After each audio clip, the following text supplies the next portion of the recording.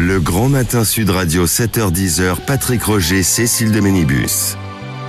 Et avec nous ce matin pour terminer cette émission, une note positive. Comment stimuler sa confiance en soi pendant ce confinement, hein. Michel nous en parlait il y a quelques instants. Nous sommes avec Salma Niordoki ce matin, qui est coach et fondatrice de la plateforme Coach to Clean. Bonjour. Bonjour à vous. Bonjour.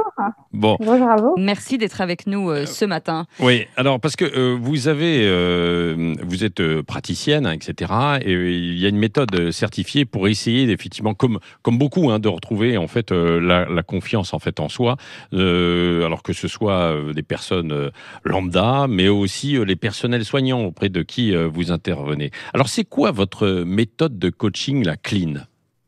Alors, la méthode Clean, en fait, c'est une technique qui relève des neurosciences, qui permet de lever les sources de blocage émotionnel d'une manière extrêmement rapide, parce que c'est une technique qui a un procédé qui est neurophysiologique, donc avec un système on va repérer en fait, inviter, accompagner le patient pour repérer en fait ses empreintes émotionnelles, et puis de là en fait on va repérer les ancrages, et en fait le cerveau est fait de telle manière qu'il est en système automatique, c'est que dès lors qu'on lève l'ancrage, en fait l'empreinte est levée et le nettoyage émotionnel est fait d'une manière extrêmement rapide.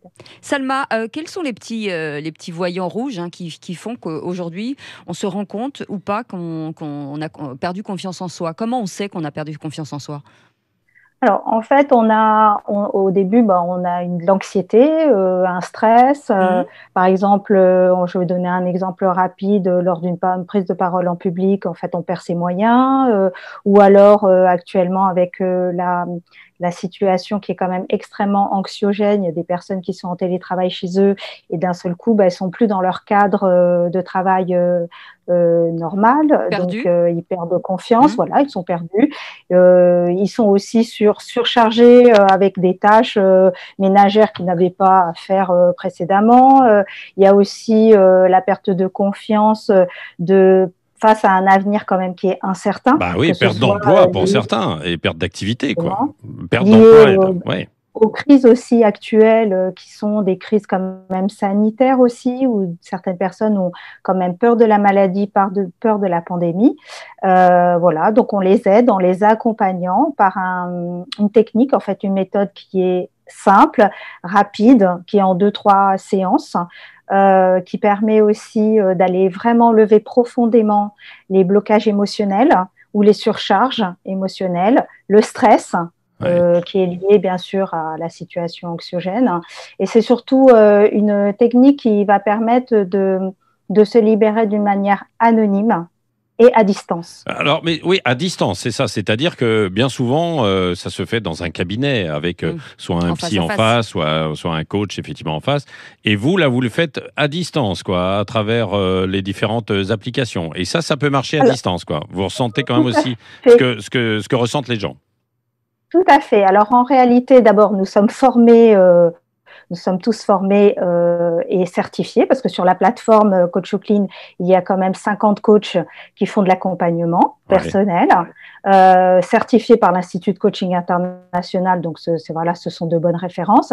Nous sommes formés aussi à l'oreille active. Et l'oreille active, avec une formation qui nous permet de faire ce travail à distance.